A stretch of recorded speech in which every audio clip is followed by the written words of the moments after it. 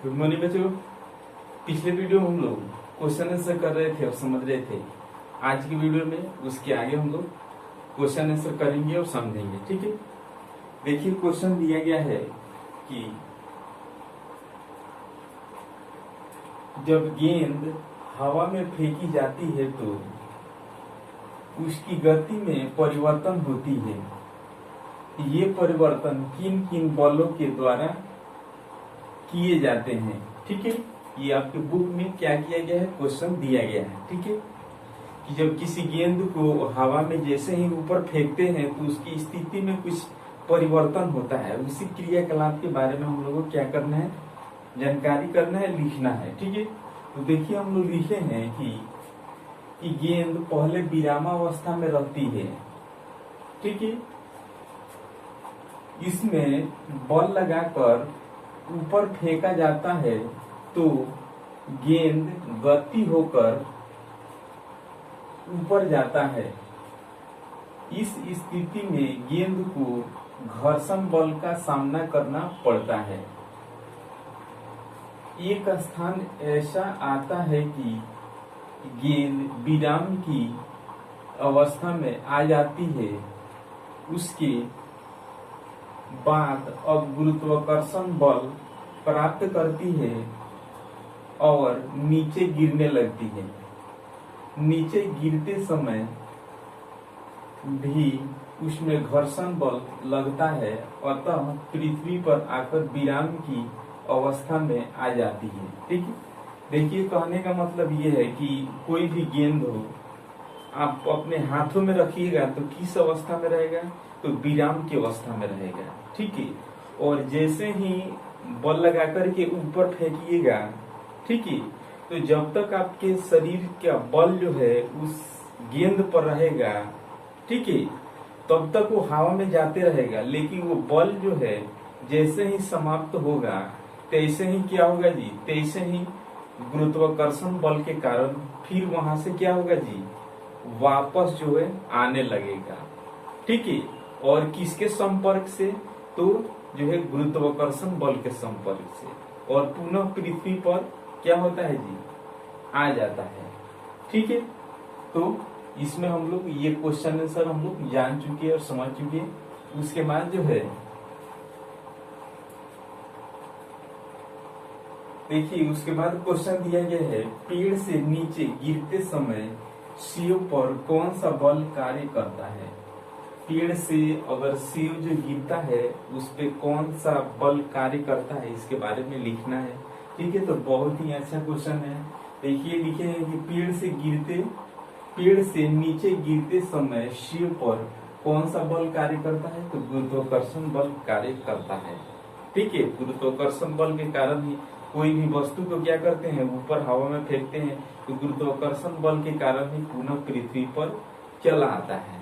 ठीक है, तो ये चीज हम लोग जान चुके और समझ चुके।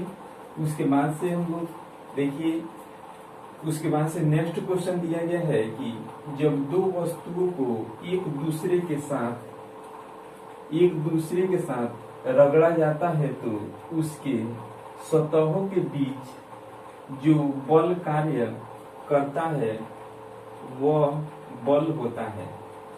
जब दो सतहों को एक दूसरे के साथ रगड़ा जाता है तो उसमें कौन सा बल कार्य करता है, इसके बारे में हम लोग क्या करना है, तो लिखना है। ठीक है, देखिए ऑप्शन में दिया गया है गुरुत्वाकर्षण बल, घर्षण बल, ठीक है, चुंबकीय बल, स्थिर विद्युत बल। ठीक है, तो दो सतहों के बीच घर्षण द्वारा उत्पन्न, ठीक है, तो घर्षण द्वारा क्या होता है जी, ये होगा घर्षण बल होगा। क्या हो रहा है इसमें, दो सतहों के बीच रगड़ उत्पन्न हो रहा है। ठीक है, इसलिए इसका क्या हो जाएगा जी, तो घर्षण बल आंसर हो जाएगा। ठीक है, उसके बाद जो है नेक्स्ट क्वेश्चन, यानी इस लेसन 5 लेसन का ये लास्ट क्वेश्चन जैसे दिया गया है। देखिए इनमें कि इनमें कौन असंपर्क बल है।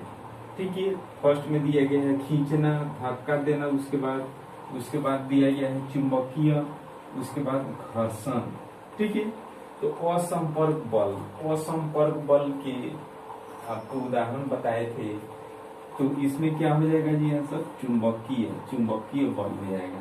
चुंबक को क्या करते हैं, एक दूसरे के पास में लाते हैं तो क्या होता है जी, आपस में आकर्षण करता है, आकर्षण करके क्या कर लेता है, एक जगह सट जाता है। ठीक है, तो ये किसके अंतर्गत आते हैं, तो असंपर्क बल के अंतर्गत आते हैं। ठीक है, तो ये चीज हम लोग जान चुके और समझ चुके।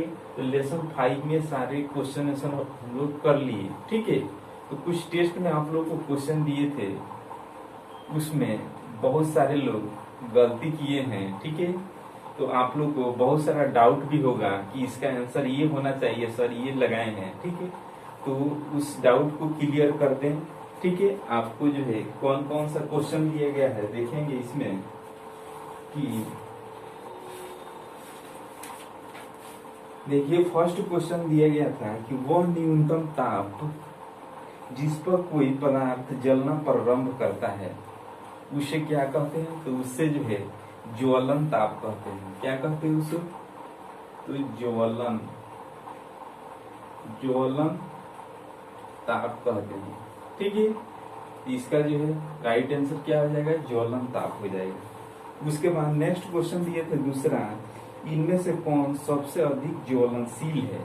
बहुत ही इंपॉर्टेंट क्वेश्चन है। ठीक है, तो ये क्वेश्चन को सारे लोग जो हैं क्या किए हैं जी, सारे लोग गलत टिक लगाए हैं। इसमें जो है बहुत सारे लोग जो है पेट्रोल लगाए हैं। आप बताइए कि इसमें बी नंबर में दिया गया है क्या चीज, बी नंबर में सफेद,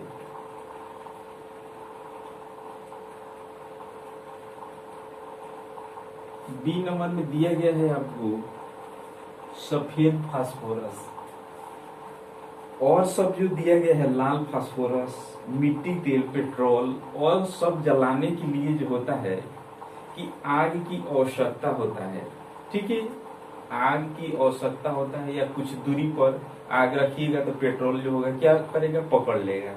और लाल फास्फोरस आप लोग जानते हैं कि माचिस की डिब्बी होता है उस पर प्रयोग किया जाता है। मिट्टी तेल के बारे में जानते हैं कि जब तक उसको माचिस से आग उसको पकड़ाएंगे नहीं तब तक नहीं पकड़ सकता है। ठीक है, और पेट्रोल भी ऐसा चीज है कि क्या होगा कि हम लोग जब तक उसको कुछ दूरी पर आग जो है नहीं रखेंगे तब तक वो नहीं जल सकता है। ठीक है, और जो सफेद फास्फोरस जो होता है, सफेद फास्फोरस, इसको जो है किसी आग की आवश्यकता नहीं पड़ता है।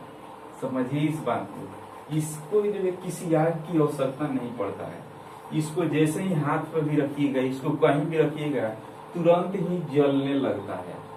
ठीक है, इसके किसी आग की आवश्यकता नहीं पड़ता है, ये ऑक्सीजन की संपर्क से तुरंत ही जलने लगता है। ठीक है, तो पृथ्वी पर सारी जगह ऑक्सीजन है, ये ऑक्सीजन के संपर्क से जो तुरंत जलने लगता है।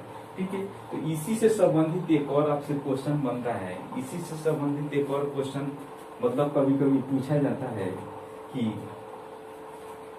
सफेद फास्फोरस को किस चीज में फिर रखा जाता है, तो कौन ऐसा चीज है जिसमें क्या होता है, ऑक्सीजन की मात्रा नहीं होता है। ठीक है, तो इसको सफेद फास्फोरस को जो होता है किस में रखा जाता है, तो मिट्टी के तेल में।